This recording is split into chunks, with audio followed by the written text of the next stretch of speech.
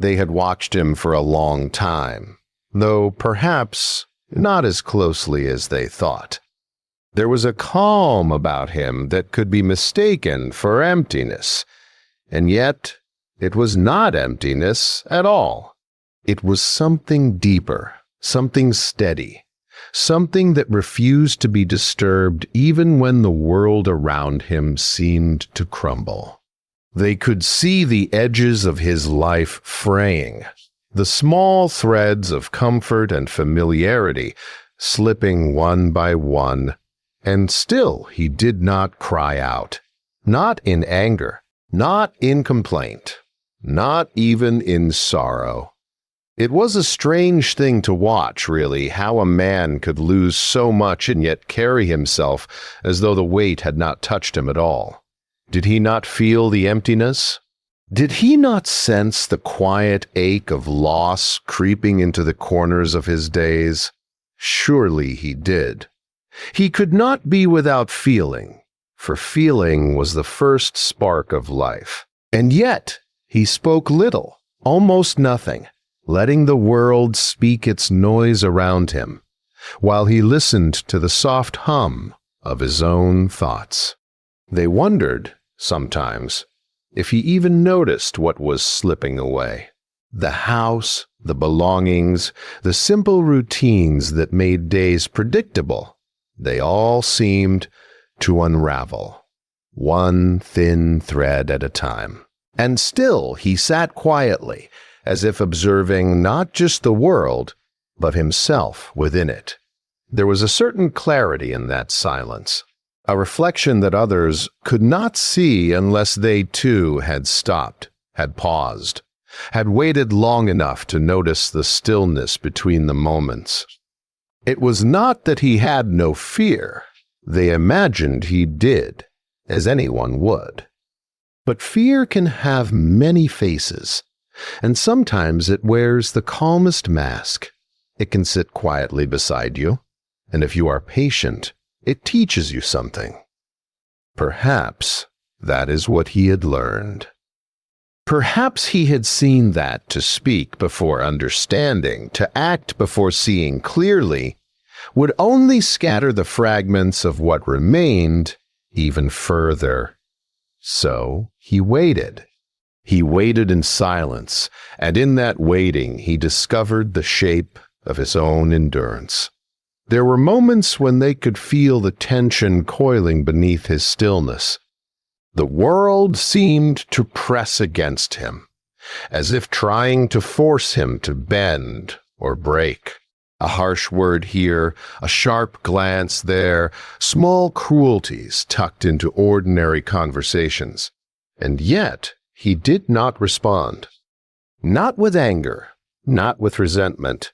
He simply held the quiet space around him, as if his own breath could shield what was left of his life from the storm. It was not surrender. It was something else, something that felt almost sacred in its restraint. Did they understand it? Perhaps not. Few ever understand such quiet endurance. It does not call attention to itself. It does not demand praise. It simply exists, like a river that flows slowly under ice, moving unseen, carrying strength in silence. They could see the small gestures, the way his hands lingered over a cup of tea, the way his eyes traced the edges of a room as though memorizing the light. But the deeper currents of his calm were invisible, hidden beneath the surface where only he could feel them. And still, loss continued to gather around him. One by one, the things he had built, the comforts he had held on to, the small certainties of each day, they drifted away like leaves in a slow wind. There was sorrow in this, yes, a quiet sorrow, not loud or demanding, but deep enough to touch the soul. But he did not let sorrow define him. He let it come and go, like a shadow moving across the floor, acknowledged but not clung to. Sometimes they whispered about him in the corners, behind closed doors. They could not understand why he did not rage.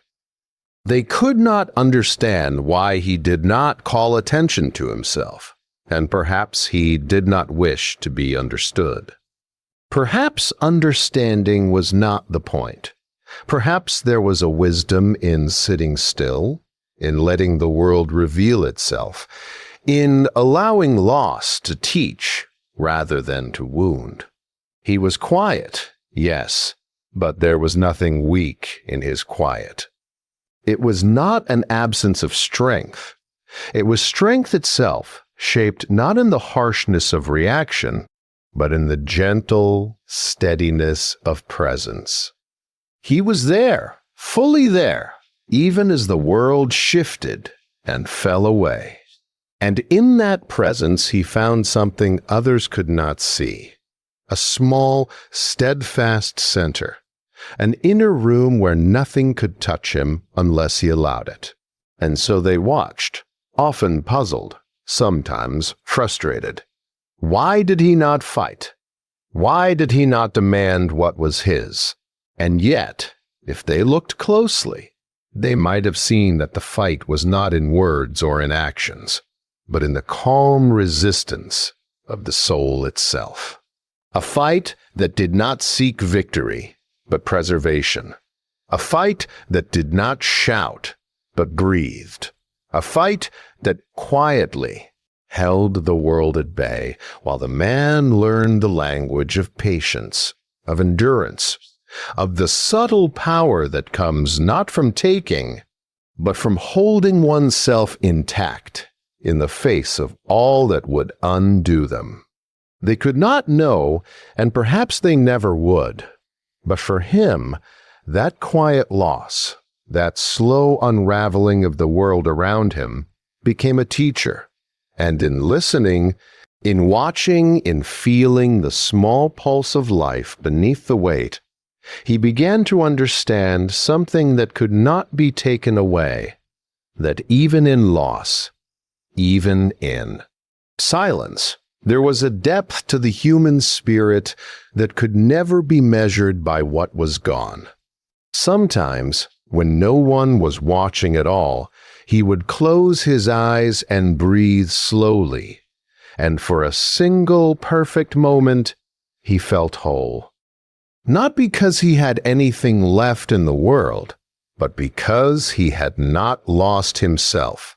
And that, perhaps, was the greatest quiet triumph of all. They spoke around him, often loudly, always certain that their words carried the weight of truth. They judged, they whispered, they pointed, and sometimes they laughed, though it was never clear if it was at him or at the world itself. And he listened. He listened not because he needed to agree, not because he wished to answer, but because in listening he found a mirror for his own mind. How strange it was, he thought, that the voices of others could feel so heavy, pressing against the walls of thought, yet leave no mark if met with quiet. Every word they cast in the air seemed aimed to provoke, to draw him out, to rattle the calm he had so carefully tended. Did they not see that their noise, their sharpness, could have broken a weaker heart? Did they not wonder why he did not speak, why he did not strike back in kind? Perhaps they did wonder, but their wonder was impatient. They wanted a reaction, a spark, a sign that he could be moved or shaken. And yet he remained still, as though their words were leaves falling on water, visible, yes, but not sinking, not disturbing the depths below. Sometimes the words took shapes more subtle, more dangerous. They could smile at him while meaning otherwise. They could offer praise while hiding judgment beneath. They could speak of kindness while sowing doubt. And he heard it all, layer upon layer, without flinching. The quiet inside him became a kind of shield, not built of stone, but of understanding. He understood that their words belonged to them, not to him. That the stories they told about him were their own, not his. And in that understanding, he found a freedom that was invisible to them, though it shone within him like a small, steady light. Was it not exhausting sometimes to carry all that weight without releasing it? Perhaps. And yet he had learned to breathe in rhythm with the quiet, to let the noise wash past him without allowing it to enter. He noticed the rise and fall of his chest, the slow turning of thoughts like pages in a book that only he could read. Each word they offered, each accusation or suggestion passed over him, absorbed only in the sense of awareness, leaving him untouched. It was not indifference, he realized. It was a different kind of attention, a kind of listening that did not demand participation, that did not seek victory, that simply held space. And sometimes they grew frustrated. They leaned closer, spoke louder, repeated themselves as though persistence would pierce the calm he carried. But it never did. They could not reach him there, not truly. They saw only the surface, the quiet face, the unmoving figure, and assumed the absence of thought or feeling. How easily the world mistakes silence for weakness. How easily it forgets that strength can live in stillness, and that to answer every call is not always the way to stand tall. He remembered the times when he had tried to speak, when he had tried to explain, to assert, to push back. It had always ended the same way, with more noise, more misunderstanding, more exhaustion, and slowly, quietly, he discovered the opposite. The less he reacted, the more he saw. The more he listened, the clearer the world became. Not because the world changed, but because he changed within it. He learned that when others demanded a response, the true power was in choosing none at all. That to be still in the storm was not surrender, but mastery. There were moments when the quiet became almost unbearable, when he felt the edges of himself press against the weight of expectation, the ache of judgment. In those moments, he allowed himself to feel, not in words, not in actions, but in the silent observation of the heart. A thought would come, a ripple of anger, a spark of fear, and he would watch it rise and fall, naming it in his mind, but never speaking it aloud. And when it passed, he felt a strange relief, not of victory over others, but of discovery within himself. He realized that the storm outside could not touch him unless he invited it in. It was in this space, this quiet refuge within, that he began to understand the nature of their voices. They were loud because they feared silence. They were insistent because they did not know the peace that came from stillness. They sought to disturb him because they had never learned to inhabit the calm within themselves. And he, in his listening, could offer nothing but presence, a gentle refusal to be moved by the tumult. He did not retaliate. He did not argue. He did not try to teach. He simply remained, a quiet witness to the passing of words, the rise of tempers, the flicker of assumptions, and the endless need for approval that they carried. And in that quiet, something remarkable began to take root. He could feel the pulse of his own mind beating steadily beneath the surface, a rhythm untouched by noise. He could sense the boundaries of his own spirit, unbroken, unshaken, and unclaimed by the judgments cast around him. He began to understand that their words, though sharp, though persistent, held no true power unless he granted it to them. And slowly, almost imperceptibly, the world of noise began to fade into the background, leaving him with the profound and gentle clarity that comes when one chooses listening over reaction, understanding over anger, and stillness over the endless clamor of expectation. And in that stillness, he felt something like freedom, not loud, not triumphant, but quiet, solid, and enduring. In the quiet that followed the noise, he began to feel something he had not known before. It was not loud or sudden, but subtle, like sunlight slipping through a narrow window. It was a strength that lived in the still spaces between thoughts, in the small moments when the world expected him to bend or break, and he did not.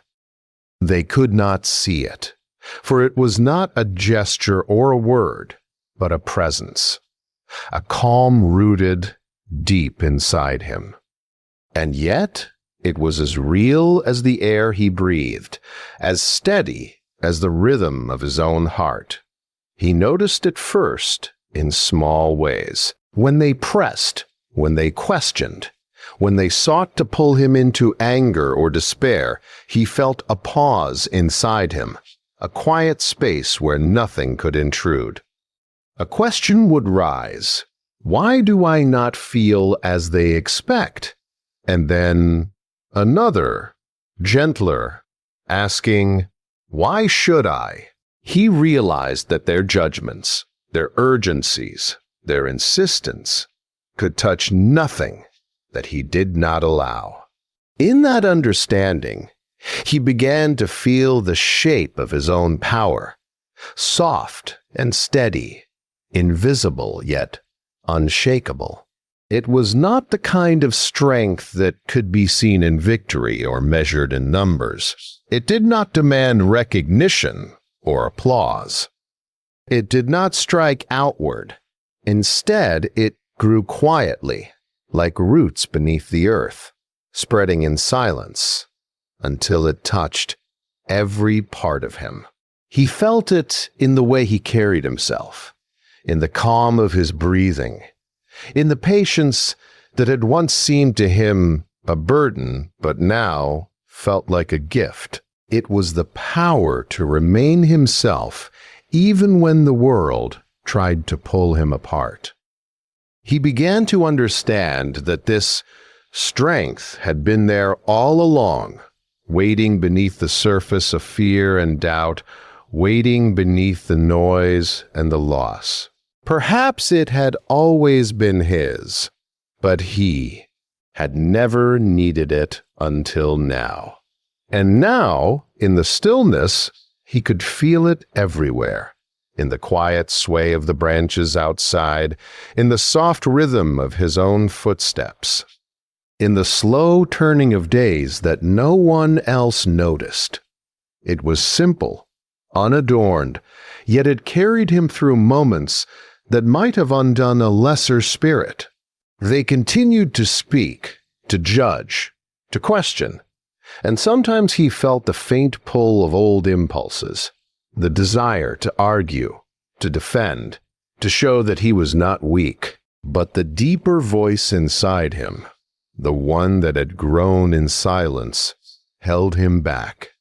It reminded him that true power did not need to prove itself, that true strength could be gentle, and that self-respect did not come from confrontation, but from knowing one's own value without seeking it from others. He could feel it now in every fiber of his being, a quiet confidence that did not shout but simply existed, unmoved and enduring. In these days of observation, He began to see the world differently, not as a place that demanded his reaction, but as a mirror that reflected what he chose to carry inside. He realized that they could not give him pain unless he accepted it. They could not take his peace unless he handed it over. And slowly, gently, he understood that his own presence, calm and steady, was more powerful than any word, more enduring than any judgment, more profound than any fleeting victory they could claim. There were moments when the weight of understanding pressed heavily on him. It was a quiet kind of awe, the awareness that so much of life could be endured with nothing more than quiet observation and gentle restraint. He felt a humility in that strength, a recognition that it was not about being better than anyone else, but about being whole within oneself. He could feel the freedom in knowing that he did not need to fight for acknowledgement, that he did not need to chase Crovile, that he could hold himself intact, untouched by the tempests outside. And in that space, he began to feel a softness as well. The power he discovered was not harsh or rigid. It was tender in its patience, gentle in its permanence. He felt it in the slow unfolding of mornings, in the hush of evenings, in the quiet reflection of his own thoughts. It was a strength that nurtured him rather than demanded from him, a presence that protected rather than attacked, a calm that carried him without fanfare. He realized that this invisible strength was a kind of light, one that did not illuminate the world, but illuminated himself. He could see himself clearly now, unbroken, unshaken, capable of standing in the midst of loss and misunderstanding without being undone. And with that clarity came a sense of peace, not loud or triumphant, but quiet and enduring, like the steady pulse of a river beneath still ice. It was the strength of being fully present, fully oneself, and fully undisturbed by the chaos that surrounded him. And so he sat in that quiet, feeling the gentle rise of his own power, feeling it settle like a warm weight in his chest, understanding for the first time that true strength does not demand attention, does not seek victory, does not need to be known.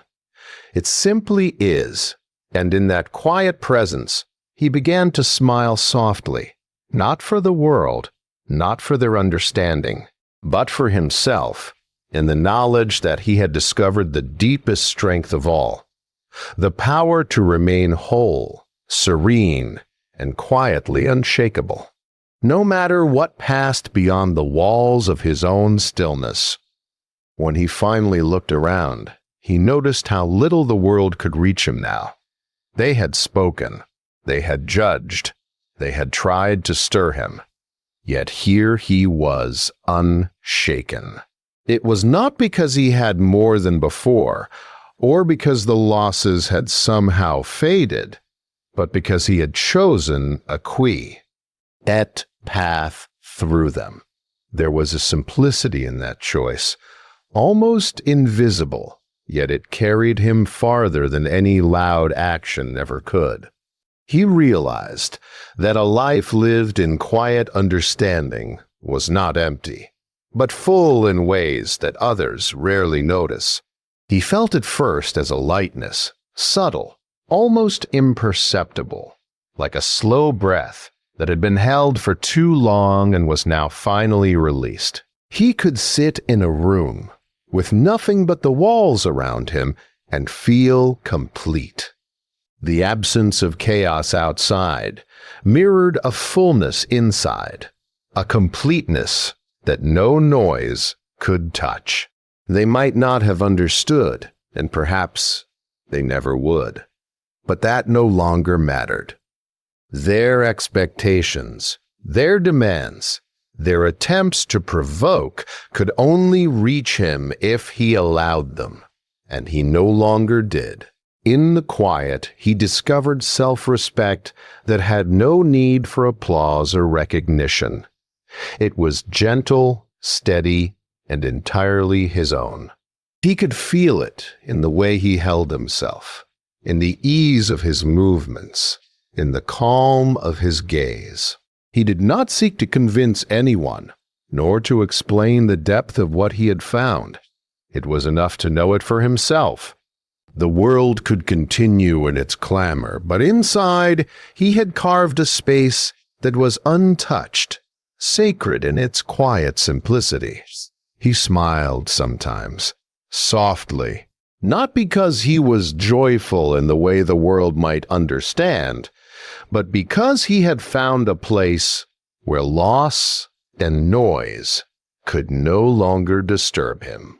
The smile was not loud, it did not seek acknowledgement, but it held a weight that was gentle and enduring.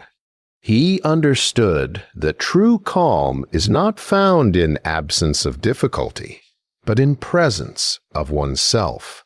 He had learned to stand quietly, to breathe deeply, to watch the world without needing to be moved by it. And in that stillness he felt a subtle joy, a quiet strength that no words could ever convey. The silence around him was not empty. It was a companion, a teacher, a friend who needed nothing from him except his attention. And in listening to that silence, he discovered clarity. The murmurs of others, the pressures and judgments, were like distant winds. They moved, they shifted, but they could not enter the quiet heart he had made. And in that separation, he began to feel a profound peace, one that did not depend on circumstances, one that could not be shaken by loss or misunderstanding. He reflected on the times when he had been tempted to speak, to defend, to react. How fleeting those impulses seemed now. He understood that words often scatter energy, that reactions can create ripples far beyond their intention. And he realized that silence, when chosen with awareness, is not weakness, but presence. It is a way of holding oneself whole while the world moves around, a gentle assertion of being without needing to take from others. Sometimes he felt the pull of old habits, the desire to be understood, to be seen, to be acknowledged. And in those moments, he allowed himself to feel it, to name it quietly, and then let it pass like a cloud over the sky. He did not push it away, nor did he cling to it. It was simply a feeling, transient, part of the rhythm of being human. And when it passed, he returned to the calm he had cultivated, the inner room where nothing could disturb him without invitation. There was a profound simplicity in this state. He did not need to prove anything, nor to fight for recognition. The world could continue as it always did, full of noise, misunderstanding, and expectation. And yet, he had discovered something that could not be taken, could not be shaken, could not be lost. A quiet power rooted in self-respect, patience, and the gentle choice of silence over reaction. He could feel it in the slow cadence of his own breathing, in the soft rise and fall of each moment, in the gentle weight of his own presence. And so he sat, sometimes with eyes closed, sometimes observing the subtle movements of the room, feeling neither loss nor gain, but simply being. He felt a softness in his heart, a calm in his mind, a gentle certainty in his spirit. It was not loud, it was not dramatic, It did not demand attention, and yet it carried everything he had ever needed.